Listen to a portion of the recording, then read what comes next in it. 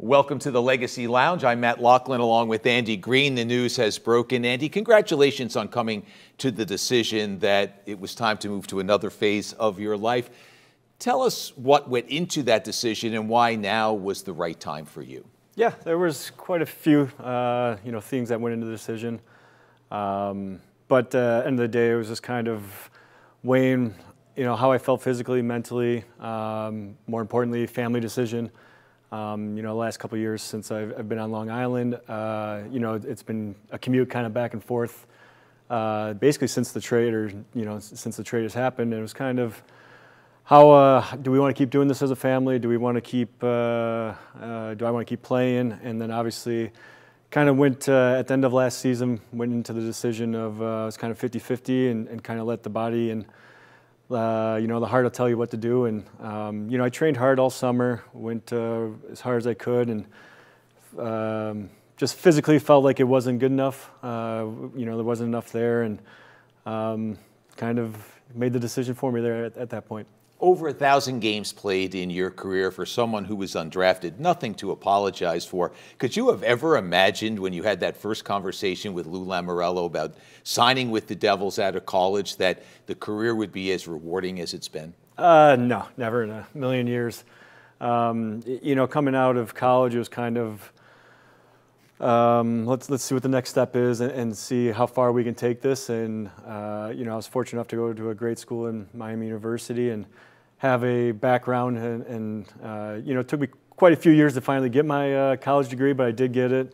And I always knew I had something to fall back on and fortunate in that way. And but then it was just kind of how do I, as a young guy, it's how do you get one game in, and how do you get that first game in, and then after you play one, it's like okay, and you start setting goals and start setting, you try to improve every day, get better, and how do you become an NHL regular, and then you just kind of start building off that. And like I said, never I'd be lying if I said I thought I'd play as long as I did, and obviously very fortunate, and couldn't have asked for better.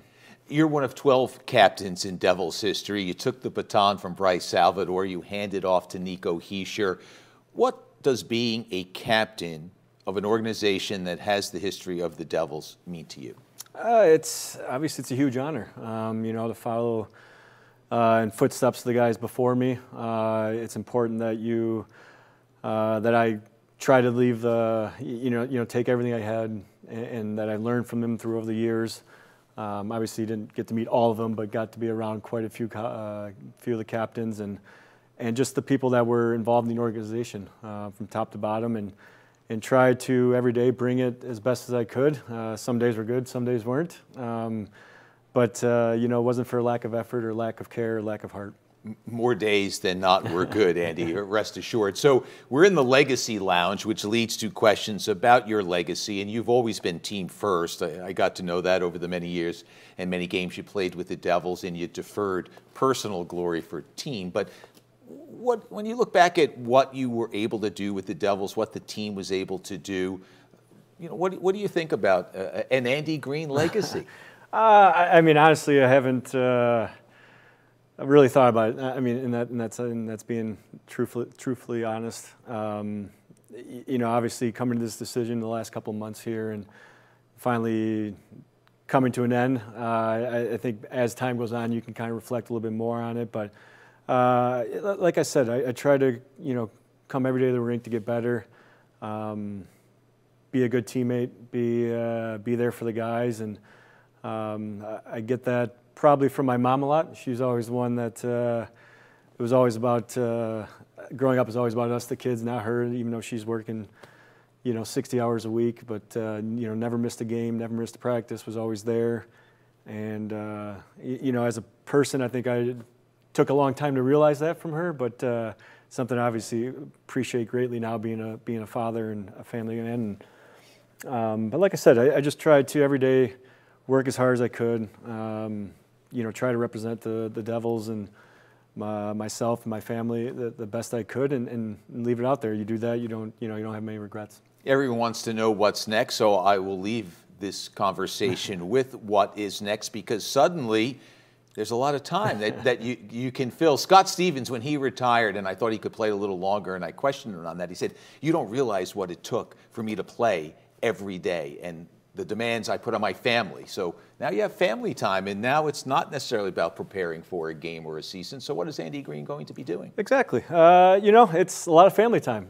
Like I mentioned earlier, I haven't been around that much in the last you know, year and a half, 2 years, and now it's about them. It really is. And going forward, we'll see what the next step is, and try to, you know, dip my toes in here a little bit and find out what you know, kind of what avenue or what area I want to kind of try and focus on and go into. And but first and foremost right now is it's family time. It's you know, dropping the kids off at school, picking them up, taking them to whatever activities they're involved in, and being there for Rachel too, and obviously Colton and Maddox. Well, whatever you do, you'll do it with the same drive and determination you brought to the rink each and every day. Congratulations on a phenomenal career, and best of luck as to whatever lies ahead. Thanks, man. I really appreciate it. Andy Greene joining us in the Legacy Lounge as he announces his retirement after a fabulous career from the game of hockey.